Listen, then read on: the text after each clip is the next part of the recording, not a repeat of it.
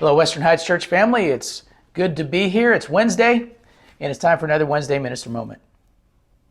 I look on social media sometimes, and sometimes I see posts that seem to be kind of offensive, or they're mean-spirited, or they say things that aren't true, and they say bad things about other people, and I get kind of angry about that. I get frustrated. I want to respond. I want to respond in an angry way, and then I read a passage like Matthew chapter 5, verse 5, where Jesus says, "Blessed are the meek, for they shall inherit the earth." And in that moment, God is correcting my heart.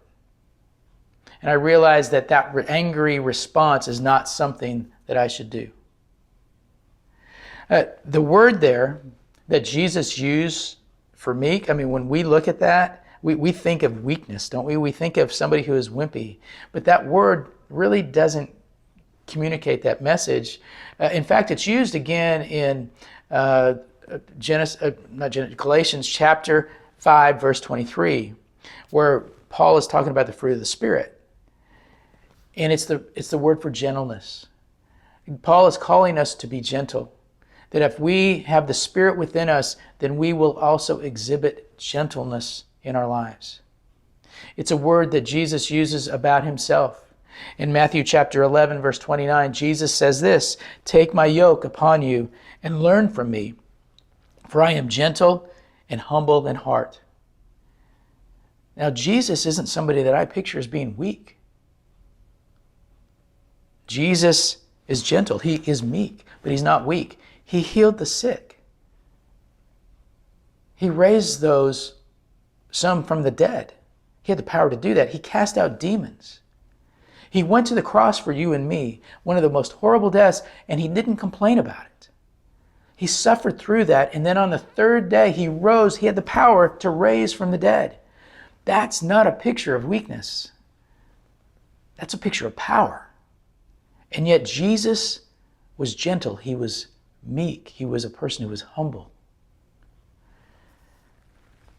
In Proverbs chapter 15, verse 1, it says this, "A gentle answer turns away wrath, but a harsh word stirs up anger."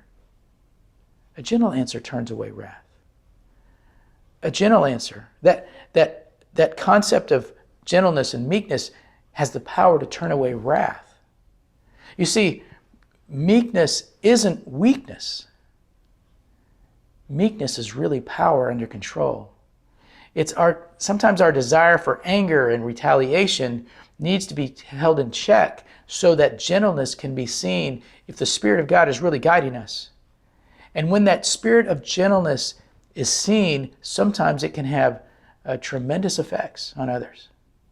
It can turn away wrath. In Proverbs 25:15, it says this, "Through patience a ruler can be persuaded, and a gentle tongue can break a bone." A gentle tongue can break a bone. Gentleness can have a profound impact on someone, who can change them, who can create actually some pain in their life in a sense. Because they might hear you if you speak gently to them, but if you yell and you're ranting and raving out of anger, they're not likely going to listen. And so there is real power through gentleness. And Jesus exhibited that in his life many, many times. Now, when you look at this verse in the Beatitudes, blessed are the poor, blessed are the meek, for they shall inherit the earth. It seems a little bit ironic that they would inherit the earth, because the ones who are with power inherit the earth, right? The ones who are take the land, get the land. But the ones who are meek don't seem to get that. But the reality is that our God and our Father is the one who owns the land anyway. That we receive the land through our inheritance through him, because we're found in Christ. And so there is a promise for us. So my encouragement to you is this, that throughout the weeks ahead, as you see all this anger that people are displaying and all the frustration and the retaliation, that you not be one of them.